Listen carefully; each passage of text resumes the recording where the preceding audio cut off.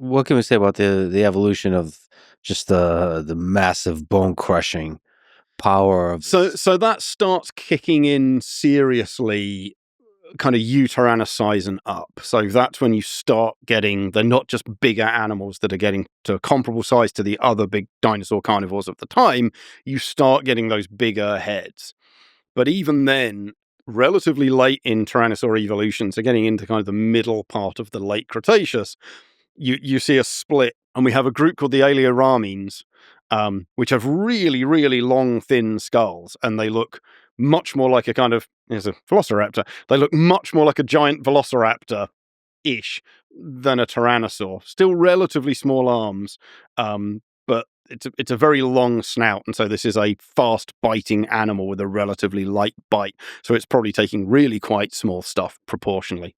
And then the other side, you've got the Tyrannosaurines, which are the really big-headed ones, and so that is few ancestral things like Albertosaurus and Gorgosaurus, both from Alberta, but then Daspletosaurus, a thing I named called Jicheng tyrannus in China, and then Tarbosaurus and Tyrannosaurus. And you've really only got 3 or 4 of these ultra giants, which are all kind of 10 meters plus in size, and then have the really broad skull with the real kind of excessive bite force.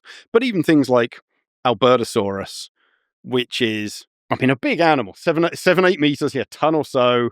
They're not quite T-Rex, but they're definitely more robust than the other contemporaneous carnivores. So there is this progression of getting bigger, getting a bigger head. The teeth get bigger, but there's fewer of them, building up the bone biting and the power.